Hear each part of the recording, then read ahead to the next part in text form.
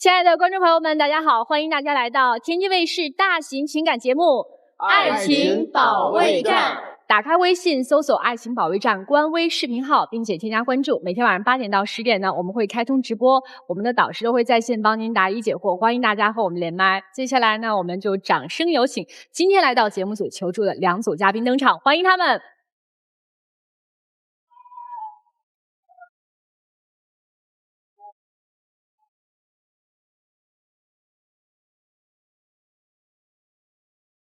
本期第一对情感嘉賓，江先生40歲，來自遼寧，無業；張女士41歲，來自遼寧，打零工。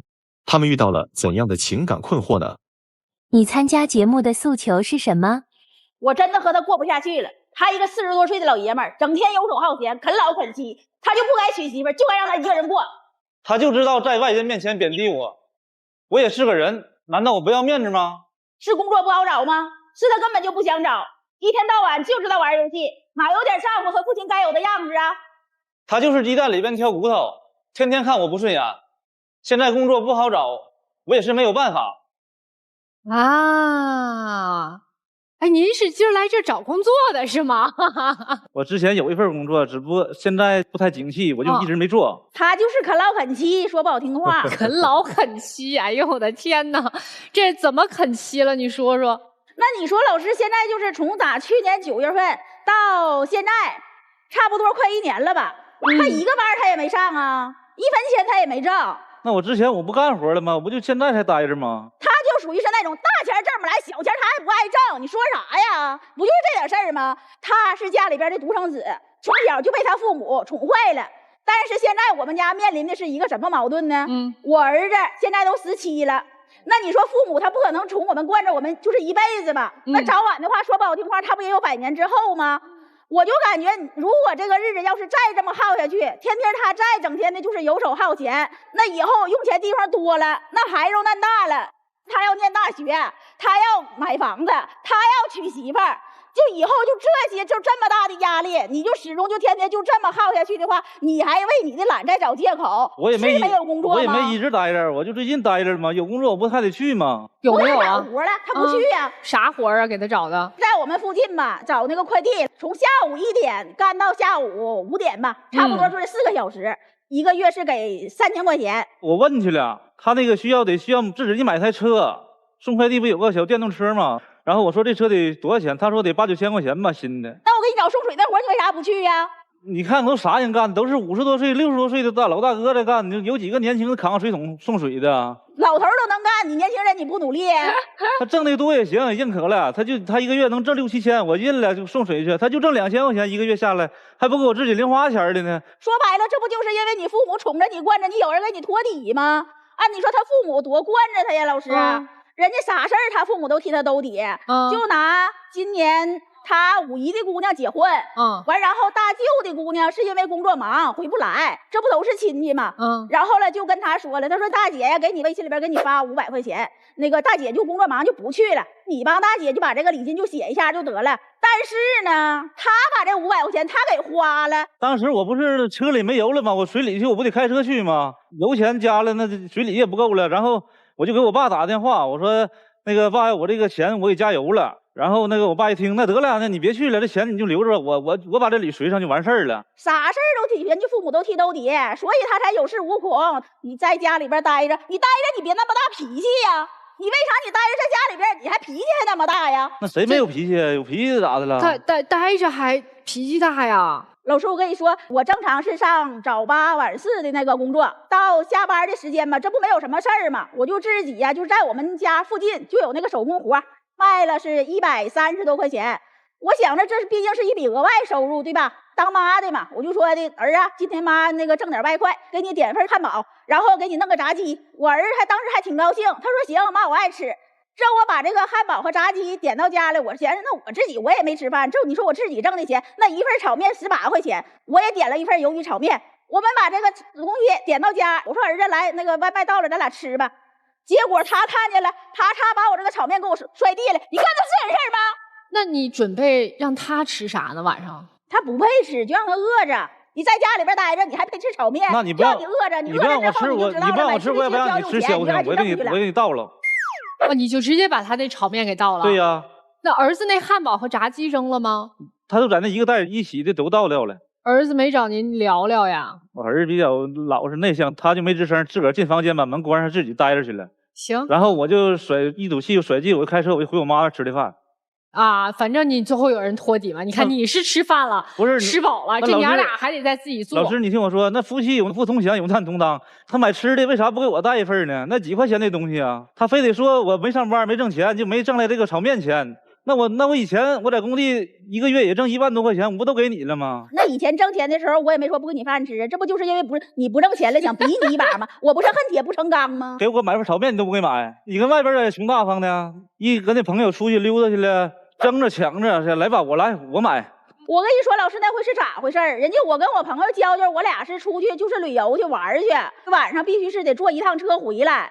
结果吧，那你说现在人兜里都不装现金，手机卡就是在扫码，就是付款的时候就在那转，哎，我说咋回事？我说不行，我来吧，也没有多少钱，也就30多块钱。完，然后了，我就帮朋友就买了之后回去了，那下车了，我说来吧，周子，那请你吃顿飯吧。就这么的，我又请他吃了顿饭。臨走的时候就买了杯奶茶，回来他就嘟囔一道，他就说了，窮大方，那你沒有朋友嗎？那你要說跟你那個哥們兒仨一群倆一伙的，那出去吃個飯去，我都得主動的。我說給你拿300，出去請朋友吃飯。那他這個不掙錢，現在還跟朋友出去吃飯嗎？那他不去，那不讓他去。你這300、500的也不給他了哈？炒麵我都不給他買，不給300、500也不給。你看自己說完也樂。先生，我問您一下，這個您不去上班，那您每天在家幹啥呢？每天在家就是看看手機。我打遊戲，我以為你不好意思說呢。那打遊戲咋了？那打遊戲現在不都玩遊戲嗎？你都玩，你不看看那在網吧裡坐着一個一個的，那才這麼高都這麼大，你這家一揚手，你兒子都比人家大了，還去網吧打遊戲啊？去網吧癮還大呢，那癮頭相當大了。老師有一次呢，他出去玩了2天1夜沒上家，就把我在家裡急得團轉。我說這人幹啥？這人幹啥呢？咋就不來個消息啊？當時電話不沒有電了嗎？手機沒有電，它不有充電寶和各種充電器嗎？因為就玩到興頭上了，把這些事兒都忘得一乾二淨了，都沒尋思這些。後來我就自己騎摩托車就回去了，到家他就說我一頓。遊戲花多少錢啊？3000多的3輪都賣了，錢都沒給我，多少錢？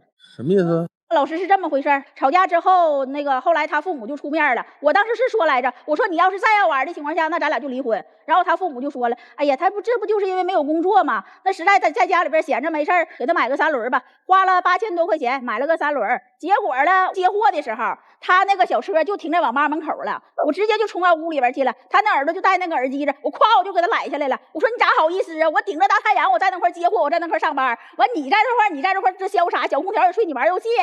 完人家一下子破罐子破摔，都沒跟我家裡商量，自己就通過朋友就把這3輪車就賣了3000多塊錢，錢幹啥了？就8000多買的，3000多就賣了，就出1個月。對，3000多幹啥了？問你呢？這3500充遊戲花了3000，完了剩了500。充遊戲花了3000吶？對，那遊戲比較燒錢。那你這次充完了，當時已經不玩就感覺不玩不行了。你這次充完了，你下次的錢從哪兒來呀？你這遊戲不得一直往裡充嗎？對吧？賣戒指，我的戒指，老師一聽到這個我更委屈。我倆結婚的戒指，那你說這戒指意義多重？就有一次的話，我同學家裡邊辦事兒，然後那天我是需要出去，一去上戒指盒裡拿戒指，戒指沒了，我就問他，我說我戒指呢？賣了。你那戒指花700多塊錢買的，我就賣2000多呢。我說那錢呢？錢你給我拿來呀？當時錢賣戒指錢也是充遊戲裡邊了。你還賣過啥呀？鴨蛋他也賣過。我老婆婆就在農村做，完家裡邊養了點鴨子，攢了差不多有100多個吧。老太太那天去拿那鴨蛋，想醃點鹹鴨蛋自己煮着吃，結果到那個裝鴨蛋的籃子裡邊一看沒了。老太太來找我來了。那鴨蛋你這2天你倆吃真飽啊，那100多個你都給吃了。我說我咋那麼饞呢？你咋鴨蛋我也不是說100多個都吃了。我說你看你這話說的。他說那鴨蛋哪兒去了？我說鴨蛋哪兒去？問你兒子啊。完了就這麼的我就給他招過來。我說來你過來，鴨蛋哪兒去了？賣了1塊錢一個，我賣80個，賣80塊錢。這80塊錢是因為啥呢？就是我上網嘛，上網就是網費，後邊沒有網費，那個老闆總去他也挺好的跟我，他說的你就先玩吧，什麼以後有錢了你再給。我就记賬记了80块钱的。80块钱欠网吧老板欠80块钱，人家说了，我告诉你啊，再不给我钱我就不让你玩了，憋的没招了，把鸭蛋卖了去还老板账去，完好继续玩啊。我当时我要脾气上了，我就爆发，我说不过了，离。我公婆就说了，孩子都那大了，离啥离呀？那将就过呗。他爸就跟他说了，我告诉你啊，那个以后跟你二叔上工地好好干，家里边不行我给你买个电脑，完你想啥时候玩在自己家里边玩啊。就这么的，我们家老爷子一个月工资是4600，花了4700块钱给他兒子買了台電腦，擺在那兒了，也挺好。其實最起碼能看見這人，他就在家裡。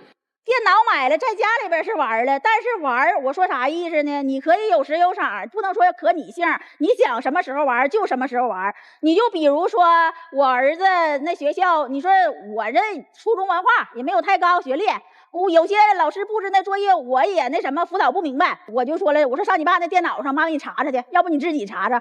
他當時他就坐在那玩呢，我說你躲了，我說讓兒子那啥。那你查這料，你不會等我玩完再查呀？那遊戲玩半道就你退不了？你玩這玩意兒當吃當喝呀？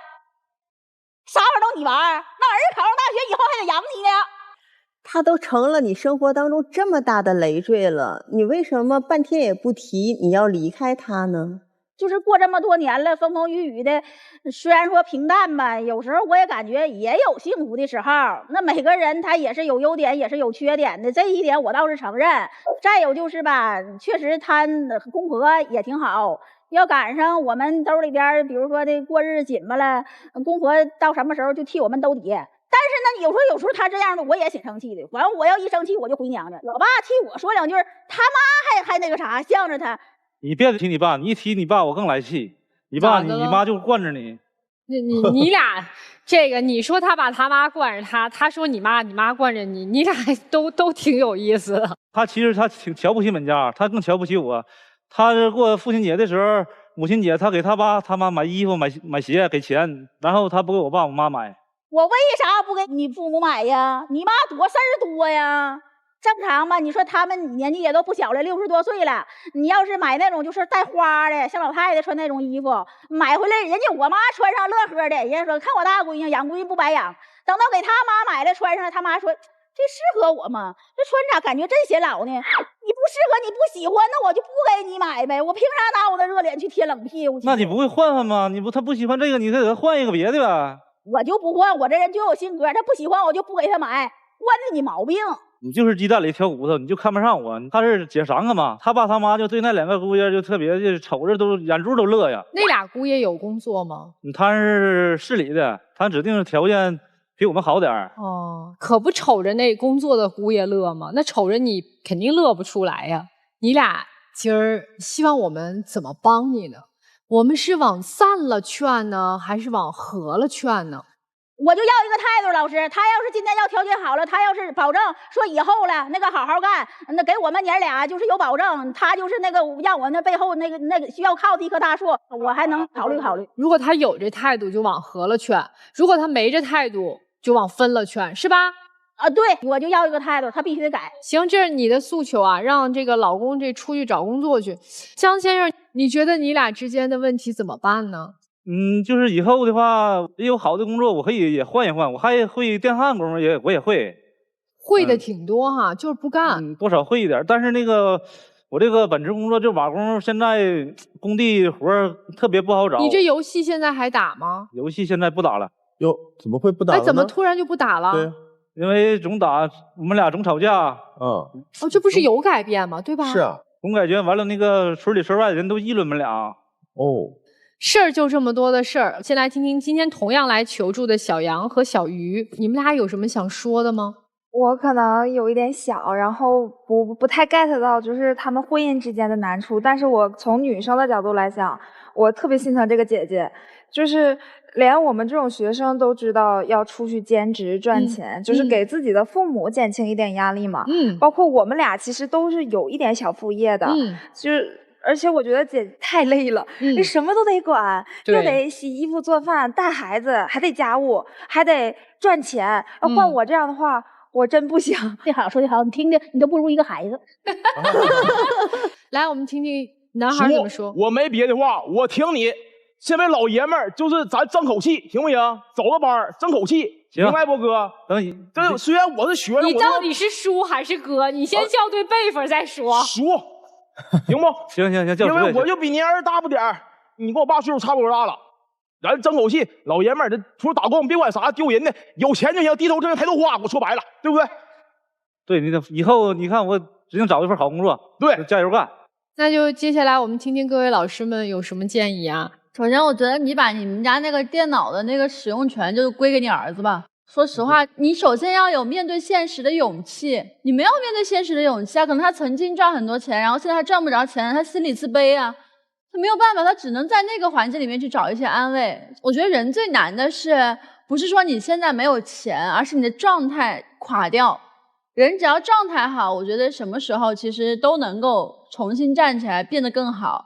就是還有一個點什麼，就是叔叔咱有一說一啊，這輩子你讀不好書了，麻煩你不要去影響別人讀書，就是不要去影響你的孩子進步，好嗎？你家孩子已經17歲了，他以後未來10年他是有很多開銷和支出的，你不希望你自己自卑，還讓你的孩子未來在社會上低人一等吧？那肯定不會的。所以你要出去賺錢啊！你媳婦兒說的話都沒錯，只是她說話的方式有問題，所以咱們就各退一步吧。我覺得其實你好好說話，你們家很多問題都能解決。剛才老公說一句話我印象挺深，叫有難同當，對吧？對。所以現在你有一種被拋棄感。我過去那麼多年的付出，你全都一句話就全給毀滅了，沒有了，不存在了。所以你成這家裡的累贅了。如果不是你的父母在拖着你給點那錢的話，我估計早就這家就散了。但是妻子啊，老公有什麼優點呀？還想得起來嗎？哎，那過日子老師那不就柴米油鹽的嗎？柴米油鹽以前他的錢全交，對吧？那不女人當家嗎？女人不當家，那還叫日子嗎？錢全交，聽你的話，你跟你老公較勁，你的日子能好過嗎？你是很苦，那妹妹說的對，你很累，你最累的是嘴。這責任感不是罵出來的，也不是忍出來的，是幹嘛呀？那小弟弟就會說，哄出來的。小弟一句話，老大哥就說行，我去，對嗎？就說你行了，你給他點力量啊，他缺這個呀。他為什麼玩遊戲啊？逃避啊？你要讓他動起來，你先靜下來，你先管好你的嘴。他現在不是遊戲不也戒了嗎？真的戒了。現在那我要不管他還不戒呢。你就把那些舊賬咱先清零，從現在開始看後面他的表現，你讓你嘴啊閉上，讓他的腳動起來就行了。這兄弟啊，我知道你也挺難的，30多歲快40了，失業了，200塊錢的活看不上，我可以理解啊。一開始從400到200，你肯定不能接受，但是經過這麼多，這快1年了，你也應該接受了吧？現在能掙到一天100多就不錯了吧？去做呀，你有大把的機會，背後有你的親人，但他們的耐心會被磨沒的。別到時候連個丈夫做不了，父親也做不合格。你說父愛如山，你這如沙呀，一推就塌呀。工作好找，但是你可心的工作可能不好找。咱們先從能做的、能掙點錢那一個最基本的工作開始。你們這一對父母啊，你們2個人真的都夠差勁兒的。人家說，一個父親決定的是這個家庭的高度，母親決定的是這個家庭的溫度。你們家要高度沒高度，要溫度沒溫度，因為媽媽一點就炸，爸爸每天不工作，在家打遊戲。你們17歲的兒子怎麼辦？你們的孩子未來能走多遠？能是一個多麼有責任、有擔當的人？父親好吃懶做，母親情緒暴躁，倆人一起沒錢朝爺爺奶奶要。那我也在幹着呢，你是在幹，慣着他，他父母慣着他。如果那3、4千不要，你拒之門外的話，是不是他就沒有底氣了？是你也同樣在雙標。你說他靠他爸媽養，你不何嘗不是呢？你们一家不都是靠他爸媽養嗎？那他爸媽就應該理所應當，就是那你慣着那他兒子出去1個月掙5千，他當爹當媽的1個月給3千，那不天經地義的嗎？那給點就給點唄，誰讓你慣着呀？你還有一個最大的問題，你知道是什麼嗎？放下筷子罵廚子。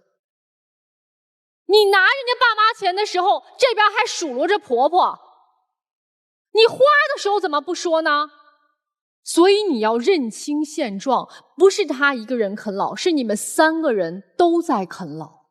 所以當你接受了別人的饋贈的時候，要心懷感恩。你要知道公公婆婆在全力支撐着你們這個家庭。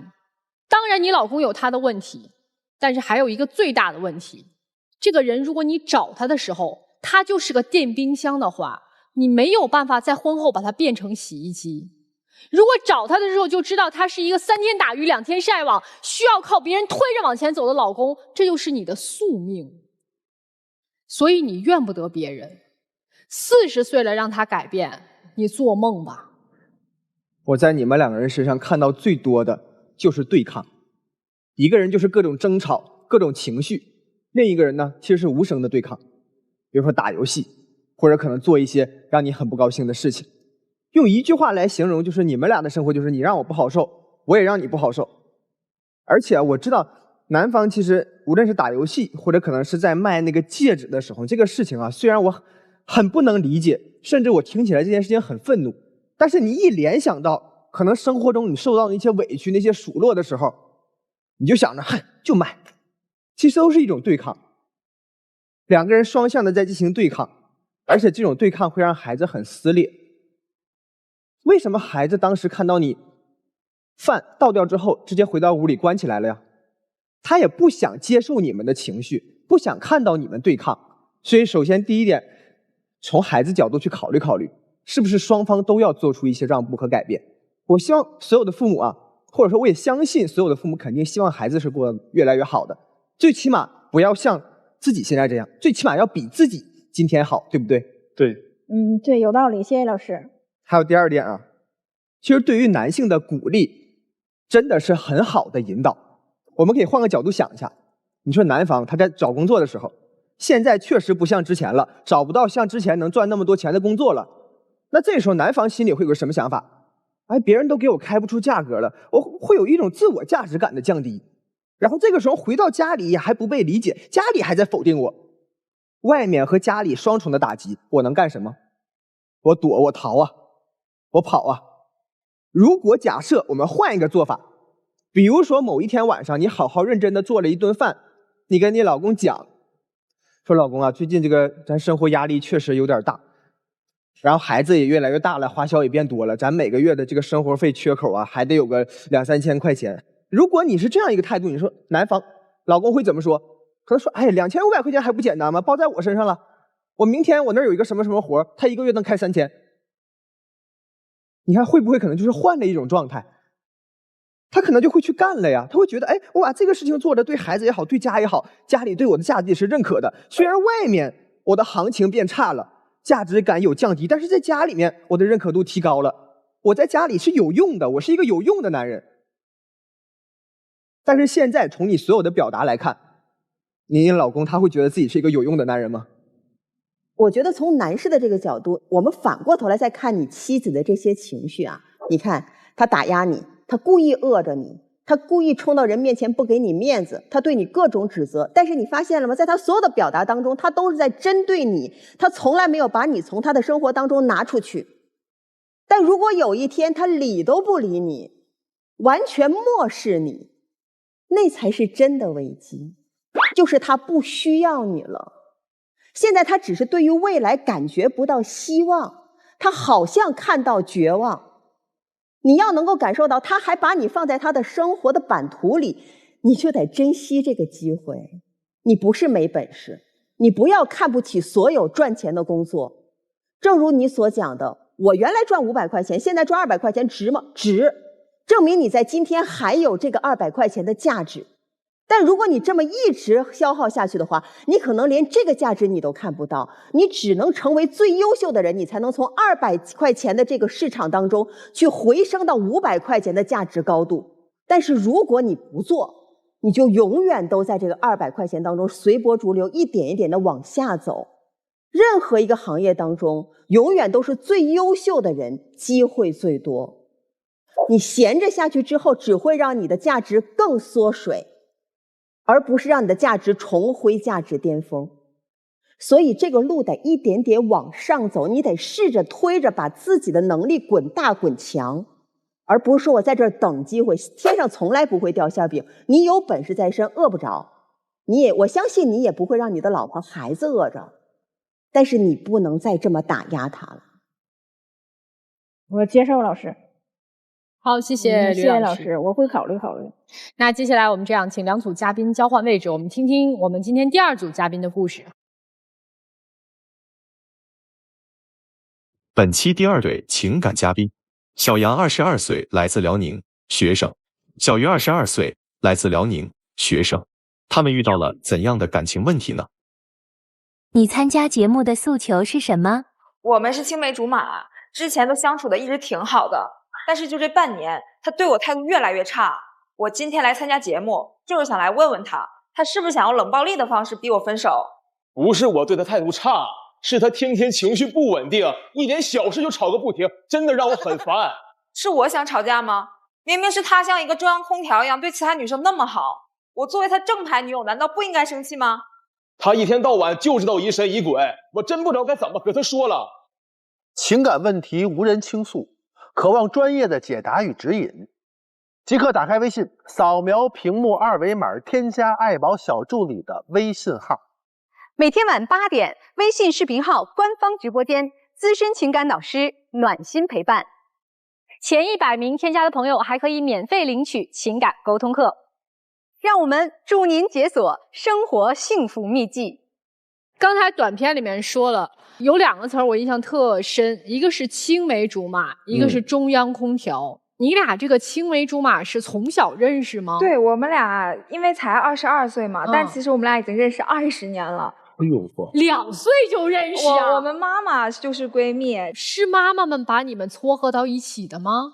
差不多，因為我姨和我媽媽從小，他們倆就開玩笑，就說你是兒子，我是女兒，那咱們倆就娃娃親唄。然後我們倆很巧的是，小學、初中、高中都是一個學校，確實會一起上下學。到大學的時候，家長說着說着，然後我倆就嘗試在一起。然後沒想到一開始還挺好，但是現在就不行了。你們是同一所大學嗎？啊，不是的。那在一個地方嗎？不在。不在。所以你倆大學其實是異地戀是嗎？對。所以你們各自沒有什麼情感的經歷。他可豐富了，老師。哦。他初中就開始了，老師你感謝。觀眾們不要學啊，他是早戀。哦，所以他的情感經歷還是比你豐富的。對，所以說也是我來這個節目的目的，就是他平常有感情經歷也就算了但是在一起之後，他就是對身邊的朋友，他對他身邊的異性朋友，以及我身邊的異性朋友，都特別的細心，特別的關照。有一次我們一起出去玩，我就帶着我的女性朋友，在計劃出去玩很久之前，我就跟他吐槽過，我說咋這麼愛吃榴蓮呢？我說這個味兒好濃啊，我受不了，我真不喜歡。但是這句話他沒有記住，他女朋友不喜歡這個東西，他記住了人家喜歡吃榴蓮。哎呀，拎着一盒榴蓮就噠噠噠就過來了，然後就給人家了。但是吧，就這個事兒，他認為首先他覺得他沒有錯。當天晚上吧，我們一起又去吃了火鍋。然後我這個人吃不了辣的，他特地給我轉了一下這個鍋，就把這個清湯鍋轉到我面前了。然後這個時候，我女性朋友就這樣，哎呀，男朋友好好呀，好細心吶，你從哪兒找這麼好男朋友啊？我就有點炸了。我說，那他這麼好，你咋不跟他處呢？然後我這個事兒吧，我就跟我媽說了。我以為我媽會理解我，沒有想到我媽是因為和他媽媽這關係特別好，我媽罵我。你媽罵你啥了？我媽說我不講理，她說我在作妖，而且我把證據都帶來了。我跟你說啊，姑娘，你要是跟小楊分手的話，你就別回家了啊，別認我這個媽啊，聽着沒？你不能老跟小楊老提老分手，你倆都定親了，老作什麼作呀？你說你這一天一天你老作妖，你這一天老作妖幹嘛呀？你說你這一天一天的，你看你跟小楊都逼成啥樣了？你能不能行了？你這一天啊？我跟你說，你要敢跟他分手啊，以後我就不認你了啊！哎呦，這媽是認定這個女婿了啊！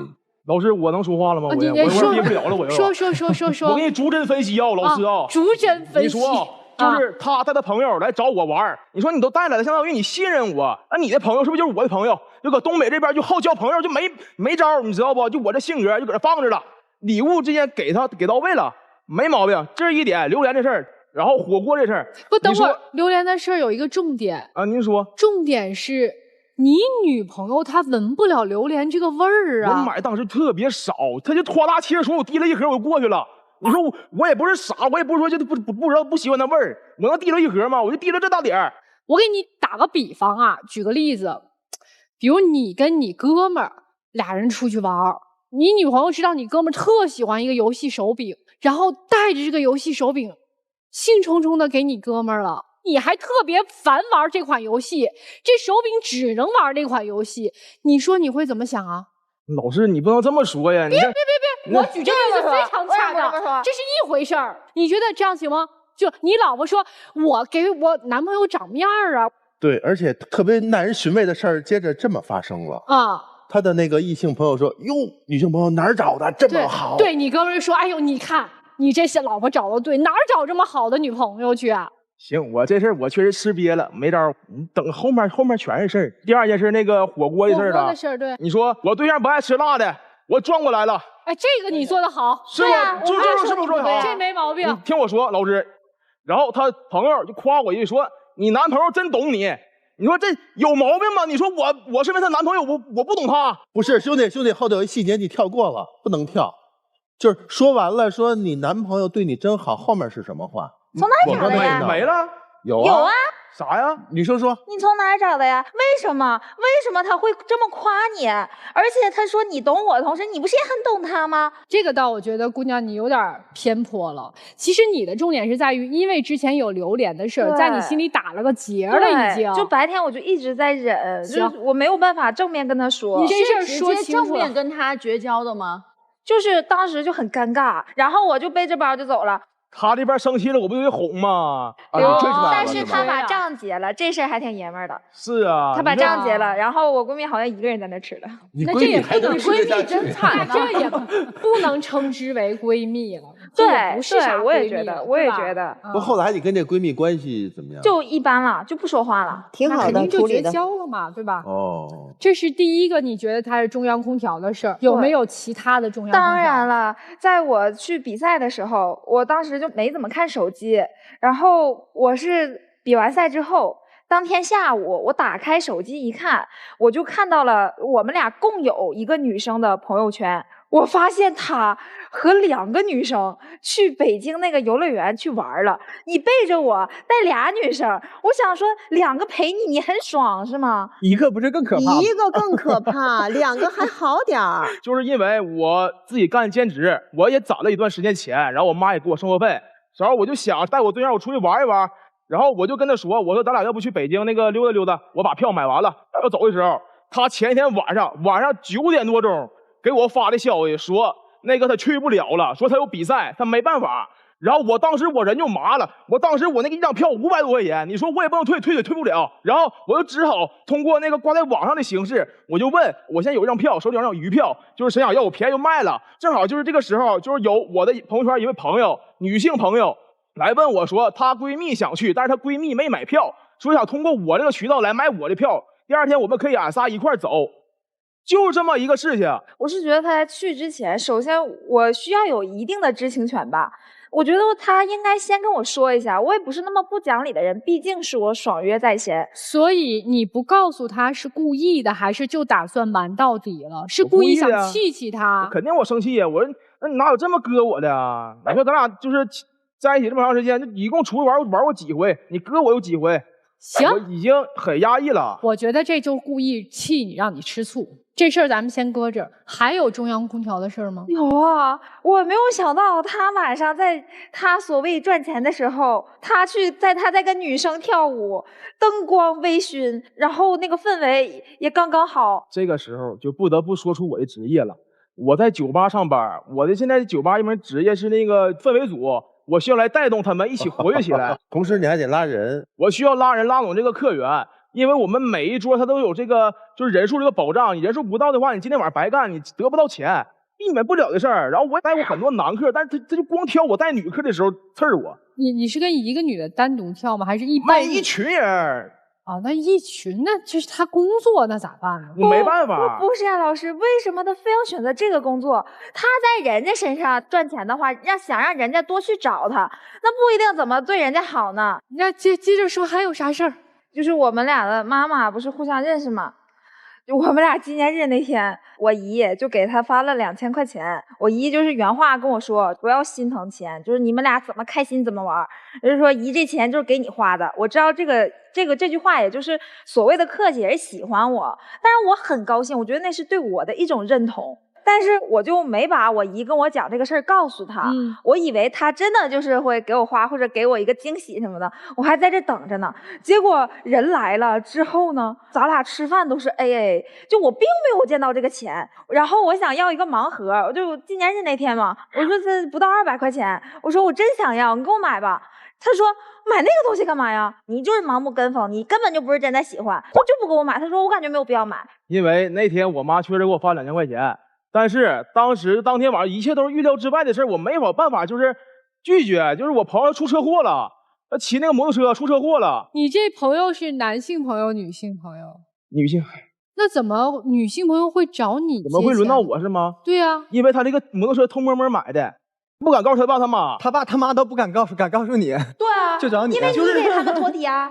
你慣着人家呀，這個女生還是他的顧客呢。那知道他買摩托車這件事兒，因為就是只有你還是還有別人？就是我們那個酒局的人都知道，因為他人喜歡酒後吐真言嘛。哎，那就是你跟他在一起是經常會 AA， 還是只是那一次 AA？ 我就那一頓。你經常沒錢，你經常給人家花，到底咋回事？真的，我沒法說。你對他有不滿意的地方嗎？就是他怎麼說呢？因為他在瀋陽那邊，他有一個工作室，就是他跟他的一些朋友啥，就是喜歡拍照片什麼的。然後我就看他每回拍的這個照片都挺好，然後直到後來發現有情侶寫真，然後這都不是最主要的，主要的是他那天住在了他工作室一個男的家裡，2個人，他沒告訴我，第2天才告訴我。說實話，我們賺的錢真的不是很多，我們每個人其實能分到的很少。如果說我去訂一間房的話，我這一趟相當於白玩，而且那個是我同學，就真的是班裡的同系的同學。他跟我說，我這有房子，正好我爸我媽就晚上不在，然後我住我爸我媽那兒，然後你住我這兒。我和我的異性朋友就單純只是就同事和同學之間的關係，我能把握好這個度。就他之前我也覺得挺變態的，就是他會看我的手機，他紀念日當天一過來的時候，就第一件事兒是看我的手機有沒有新的朋友加我。如果說有新的朋友加我的話，他就翻聊天記錄；如果說沒有聊天記錄，他會以我的這個賬號冒充我的口吻說：“哎呀，在嗎？睡了嗎？那個我倆咋認識咋加的呀？我忘了。”這個是我朋友沒回他，那個男性朋友沒回他，因為是同學嘛。就是第2天他跟我說，他說：“你咋了？你抽風了？”而且他發完這些之後，他把我手機上的聊天記錄給刪了，我是從人家手機上看到的。聊完天還給刪了，因為實在是沒有辦法，因為2個人異地距離時間太長了，我真的很想他，也不放心他。你有的時候覺不覺得，就是你的女朋友會覺得他有點作呀，或者無理取鬧啊？哎呦我老師，你不知道啊，他情緒老不穩定了。就是上回我酒吧上班嘛，就是我每回我上班那天真的很累很累，我都上到凌晨3點我才回的寢室，我實在太困，我當時沒給他發消息，我就是因為之前我下班的時候我都會跟他說我消息我下班了，我睡覺了。然後那天我就沒說，他一個電話給我爸我媽，給我同學我室友，就是認識的咱倆認識所有人，他一個電話打到學校教務處去了，老師教導主任從4樓爬到5樓來我寢室扒拉我，問我你幹啥去了。第2件事，上回我去跟他見面，咱倆就發生了那種沒有必要的口角爭執。然後就是老師我都不拔瞎，你自己看。哎呦我的天哪，這怎麼弄的呀？把你那手指甲給我伸出來。撓的。我給他花錢做的，128。我說啥了？本兒就做了，然後本兒我撓了。說咋給他撓那麼大的痕子？那我確實不是故意的，我也沒有想過他一撓就留疤。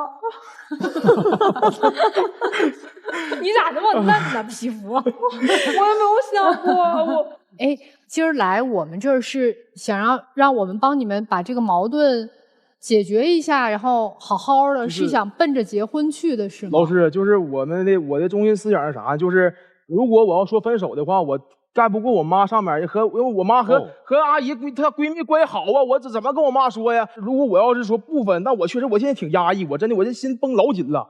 我真的我這人我身體我也並不是很好，我天天熬夜班，那身體也熬得快不行了。我那年我才22歲，老師掉頭髮，掉頭髮。分手占多少？不想分手占多少？分手60%吧。不分手40%，他還是希望各位能調解一下，看看，希望這個結果能往好的方向去，還是往60-40。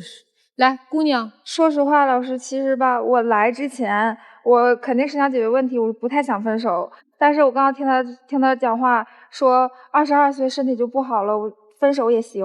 什麼叫22歲身體就不好了，分手也行？我不知道他說他身體不好，然後他說22歲就掉頭髮，那一定是腎虛啊，那算了吧。現在孩子這麼現實嗎？是啊，挺好的。所以那你想分手的比例是什麼樣的？跟他一樣。不要姐，我變了，我100%分了，我受不了了。你們有什麼勸的嗎？或者有什麼囑咐的？哎，這要是你未來兒媳婦行嗎？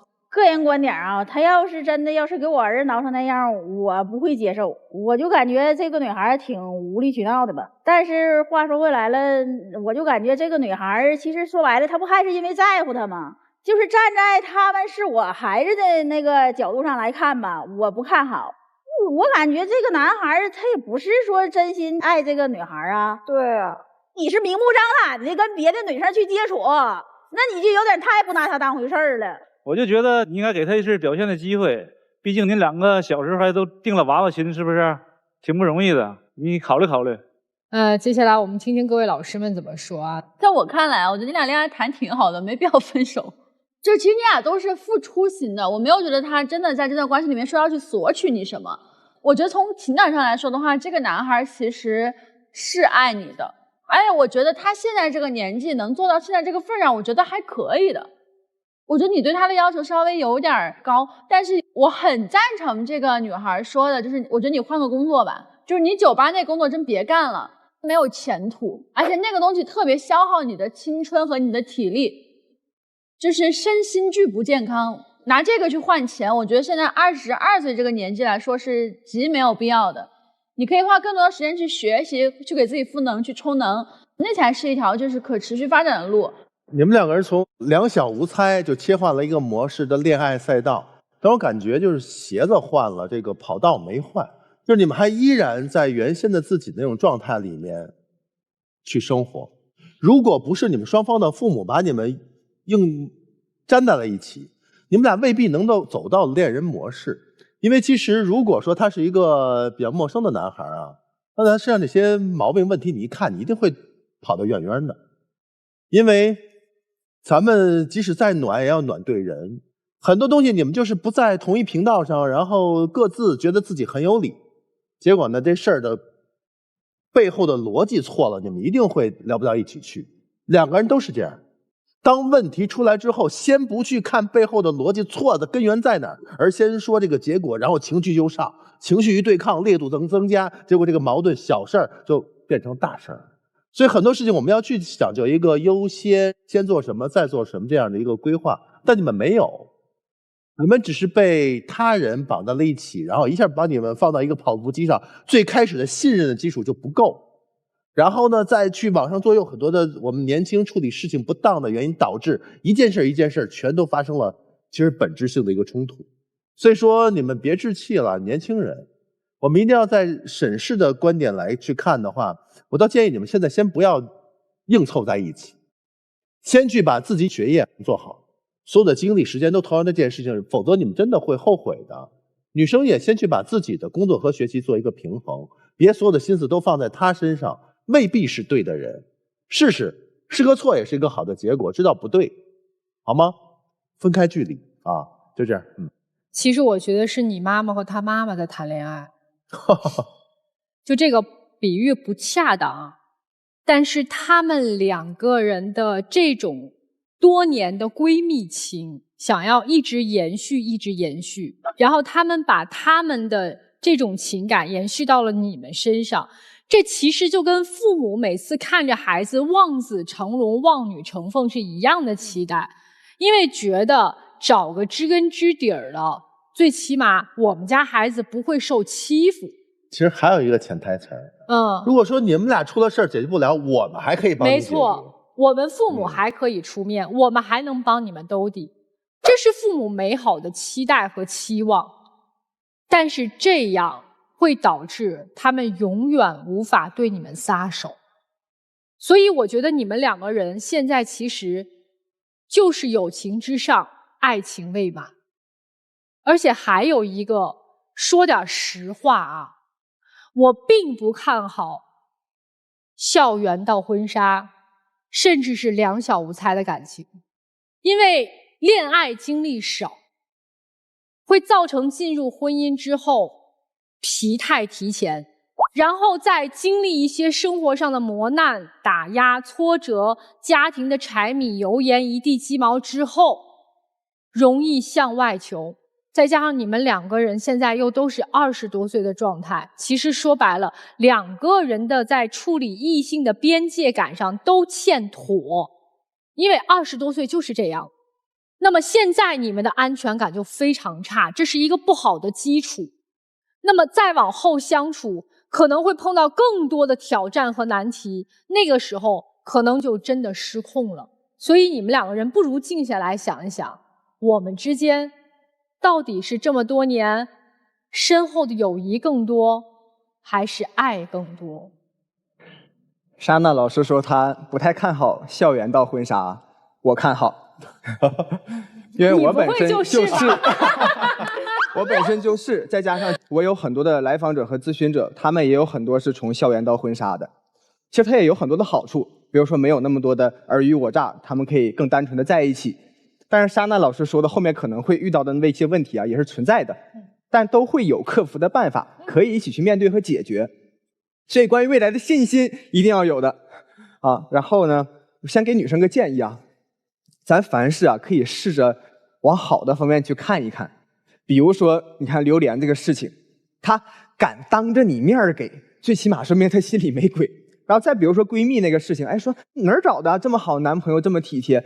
這也有可能是，你看你們倆陪他玩一天了，又請人吃飯，人可能是想表達出，哎，你看男朋友人不錯，然後你眼光也比較好，可能是想表達感謝的一種方式。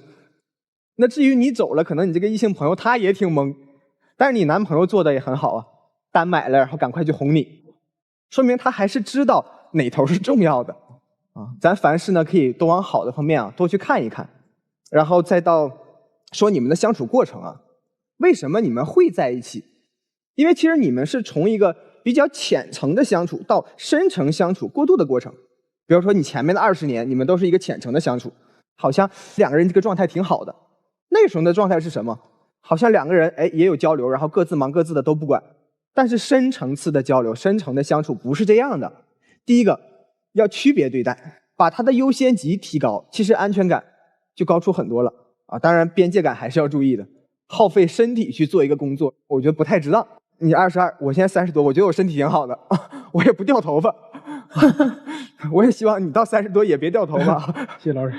我也贊同欣賞從校園到婚紗，我也很喜歡這樣的愛情，因為我也是。哎呦我的天哪，我今兒捅了馬蜂窩。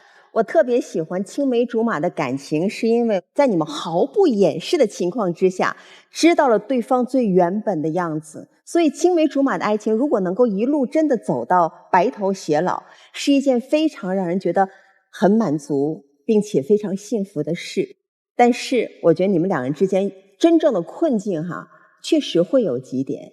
第一件事情呢，就是你們兩人之間因為共同成長的這個過程更像家人，不像戀人。家人是遇到什麼事情都會無限的包容支持，並且理所當然的去認為你就得支持我，因為我是你的家人，而且不拋棄也不會放棄。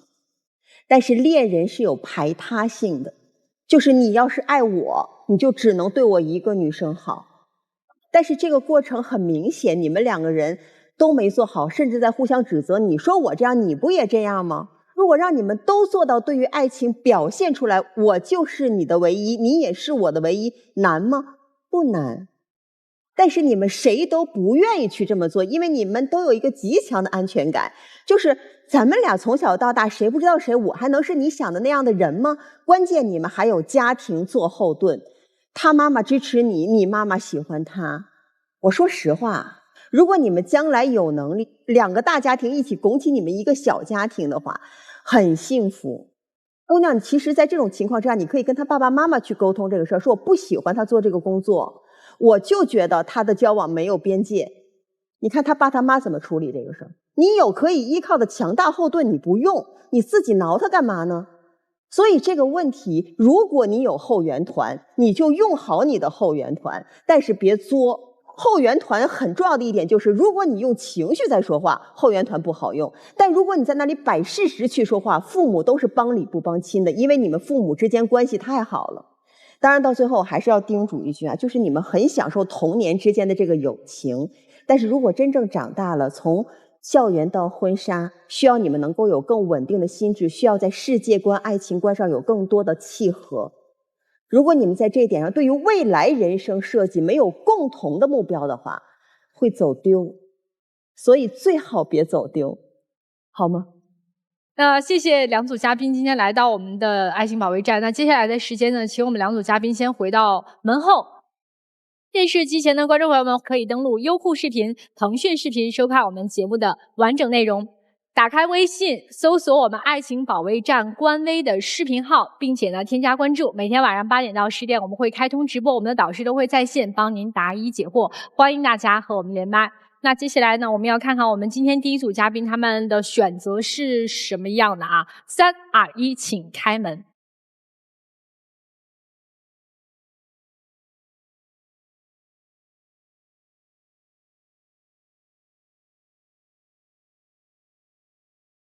他也跟我保證了，就是在後邊也說了，說那個會改，別生氣了，這不算啥大事兒。畢竟也這麼大年紀了，出一家入一家那容易呢。我也是這些年了，孩子也這麼大了，雖然說之前挺愛玩的，但是我這些毛病以後都能改改，然後找一份好的工作，再繼續出去上個班，不能在家窩在家裡了。咱別一定要找一份好的工作，先找份工作，對，是吧？可以。我覺得心疼你們的父母吧，挺不容易的，是的，對吧？對，這麼老了還得為你們操勞，還得為孫子操勞，對，他們這一輩子真挺辛苦的，對不對？對。好，美好發生怎能不看？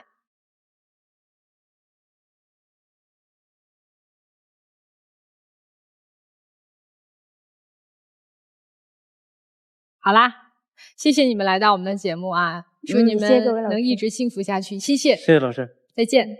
再見。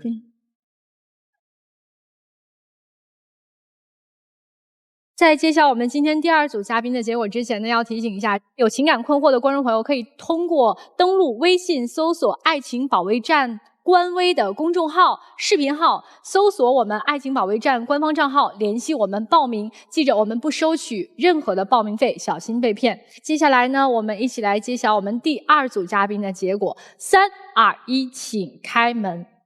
情感問題無人傾訴，渴望專業的解答與指引，即刻打開微信，掃描屏幕2維碼，添加愛寶小助理的微信號。每天晚8點，微信視頻號官方直播間，資深情感導師暖心陪伴。前100名添加的朋友還可以免費領取情感溝通課。讓我們祝您解鎖生活幸福秘籍。請開門。期待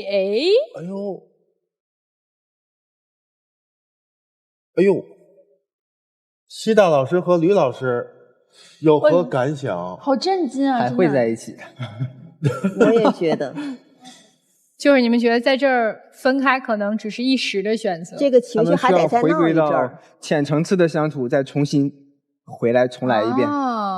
我覺得面對愛情也好，面對婚姻也好，我們每個人都要有一定的能力，這個能力叫做好好愛對方，更好好愛自己。非常感謝我們5位老師，那這就是我們這一期的愛情保衛戰了，我們下期再見。